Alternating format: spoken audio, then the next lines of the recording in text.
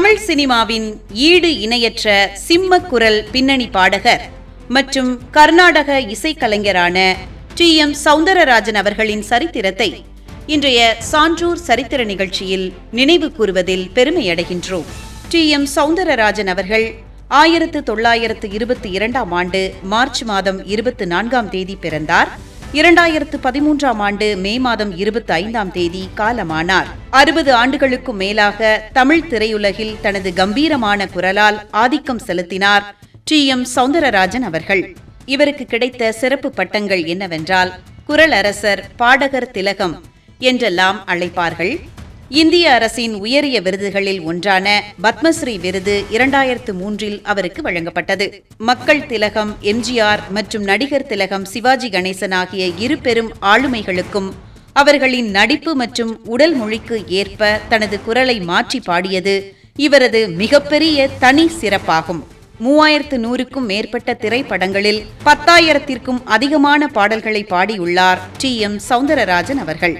காதல் பாடல்கள், சோக பாடல்கள், தத்துவ பாடல்கள் மற்றும் பக்தி பாடல்கள் என அனைத்து வகைகளிலும் முத்திரை பதித்தார். குறிப்பாக இவர் பாடிய முருகன் பக்தி பாடல்கள் இன்றும் உலக தமிழர்களால் தினமும் கேட்கப்பட்டு வருகின்றன.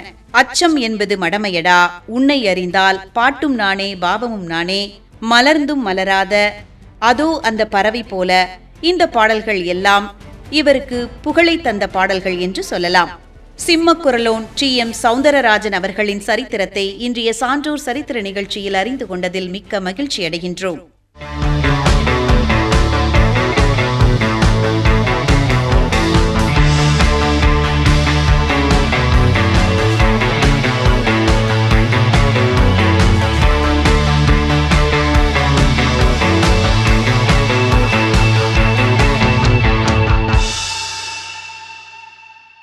தமிழின் பெருமையையும் பழந்தமிழ் இலக்கியங்களின் சிறப்பையும் உலகறியச் செய்த மாபெரும் தமிழ் திறனாய்வாளர், பேராசிரியர், மொழிபெயர்ப்பாளர் மற்றும் எழுத்தாளரான மு.சி. பூரணலிங்கம் பிள்ளை அவர்களின் சரித்திரத்தை இன்றைய சான்றோர் சரித்திர நிகழ்ச்சியில் நினைவு கூறுவதில் பெருமையடைகின்றோம்.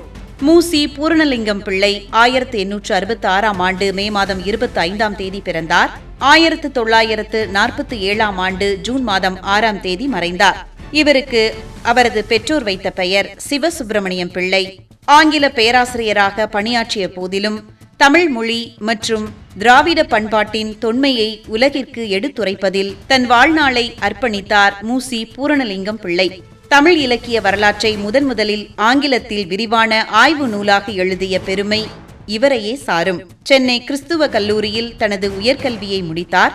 பாளையங்கோட்டை இந்து கல்லூரி, சென்னை கிறிஸ்துவ கல்லூரி, மதுரை அமெரிக்கன் கல்லூரி மற்றும் திருச்சி எஸ்.பி.ஜி. கல்லூரி உள்ளிட்ட புகழ்பெற்ற கல்வி நிறுவனங்களில் ஆங்கில பேராசிரியராக பணியாற்றினார்.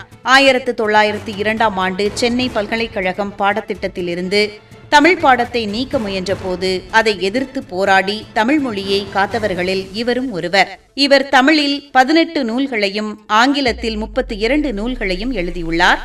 தமிழ் இலக்கியத்தின் வரலாற்றை வரலாற்று பூர்வமாகவும் திறனாய்வு அடிப்படையிலும் ஆங்கிலத்தில் விவரிக்கும் மிக முக்கிய வழிகாட்டி நூல் எ பிரைமர் ஆஃப் தமிழ் லெக்சரர் நூலாகும்.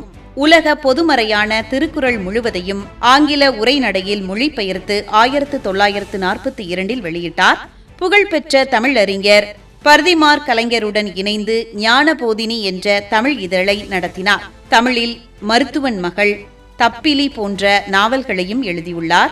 சிந்துவெளி நாகரீக அகழ்வாராய்ச்சிகள் தொடக்க கட்டத்தில் இருந்தபோதே அது திராவிட நாகரிகத்தின் அடித்தளம் என்பதையும் தமிழ் மொழியின் தொன்மையையும் உலகிற்கு முன்கூட்டியே கணித்து கூறிய அறிஞர்களில் இவரும் ஒருவர். இவரது தமிழ் ஆக்கங்கள் மற்றும் பங்களிப்பை பாராட்டும் விதமாக தமிழ்நாடு அரசு இவரது நூல்களை நாட்டுடைமை ஆக்கியுள்ளது. தமிழ் திறனாய்வாளரான மு.சி. பூரணலிங்கம் பிள்ளை அவர்களின் சரித்திரத்தை இன்றைய சான்றோர் சரித்திர நிகழ்ச்சியில் அறிந்து கொண்டதில் மிக்க மகிழ்ச்சி அடைகின்றோம்.